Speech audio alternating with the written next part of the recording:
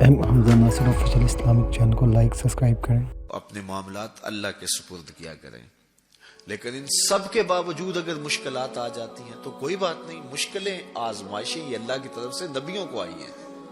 حضرت امام رازی نے لکھا ہے کہ مکے سے لے کر طائف تک 70 ایسے نبیوں کی قبریں ہیں جن کی وفات صرف بھوک کی وجہ سے ہوئی.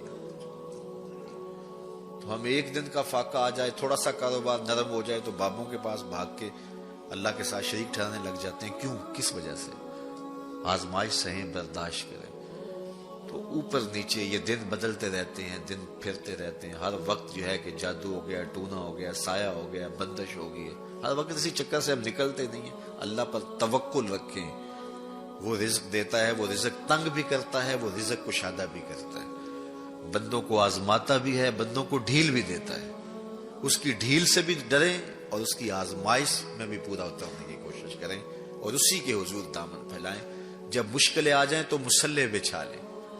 گھر کے بچوں کو بھی کہیں کہ یہ مشکل آ گئی، لگتا ہے اللہ ناراض ہو گیا، چلو مصلح بچھاؤ. اگر بیٹیاں بھی نماز پڑھ رہی ہوں، نوافل ادا کر کے رب کے حضور دعا مانگ رہی ہوں، بیٹے بھی دعا مانگ رہے ہوں، چھوٹے چھوٹے بچے بھی دعا مانگ رہے ہوں، تو کیا اللہ خالی موڑ دے گا؟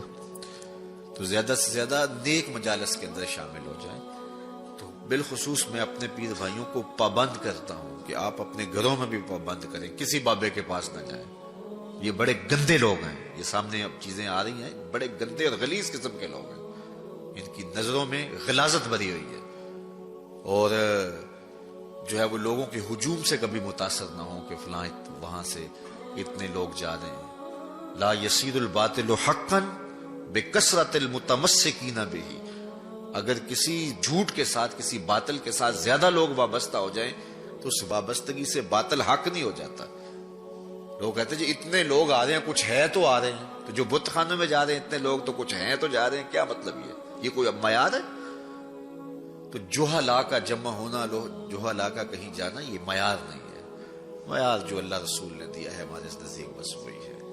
تو جب کوئی مصیبت بنے، مصلح بچھا کے دعا مانگو اللہ کی بارگاہ میں، نوافل پڑھو، صدقہ کرو، خیرات کرو، منت مان لو، روزوں کی منت مان لو، نمازوں کی منت مان لو، صدقہ کرنے کی منت مان لو، اور اللہ کے نیک بندوں سے جا کے دعا کرواؤ. غریبوں میں آپ رزق بانٹو، اس سے برکت ہوگی، اس سے پریشانیاں دور ہوں گی. رزق کم ہو گیا ہے تو غریبوں کو دو.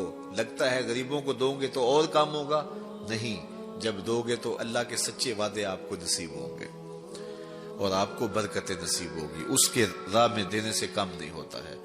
اس لیے میں خاص طور پہ یہ باتیں اس لیے کر رہا ہوں کہ ان دنوں کے اندر بہت زیادہ جو ہے وہ اس طرح کے لوگ ہیں اور مختلف جو ہے وہ چینلز کے اوپر ان کو سامنے لایا جا رہا ہے. تو ان لوگوں سے اپنے دامن کو چھڑائیں اور صالحین کی صحبت کو اختیار کریں. صالحین کی صحبت سے آپ کو نور ملے گا، روشنی ملے گی. آزمائش ٹل جاتی ہے تو پھر بھی، ورنہ اس میں استقامت کی توفیق مانگیں. چونکہ جو بلا پر صبر کرتا ہے اسے بھی اجر دیا جائے گا. صحیح حدیث میں آتا ہے کہ اہل بلا کو قیامت کے دن جو صلہ دیا جائے گا تو دوسرے لوگ آرزو کریں گے کاش ہمارے جسم کو لوہے کی کینچیوں سے کاٹ دیا جاتا. تو یہ جو تکلیفیں آتی ہیں یہ گناہ اس سے جڑتے ہیں، اس سے درجے بلند ہوتے ہیں، اس سے اللہ کی قربت نصیب ہوتی ہے. تو مصیبت آئی تو بابے کے پاس بھاگ گئے، جو فاسق اور فاجر اور مشرکانہ عقائد رکھتا ہے اس کے پاس بھاگ گئے. تو پھر ایک مصیبت بھی صحیح اور ایک اپنا ایمان بھی اجاڑا. اس لیے اس مصیبت سے جو باطنی فوائد ملیں گے، جو روحانی مرتبے بلند ہوں گے، ان کو حاصل کریں.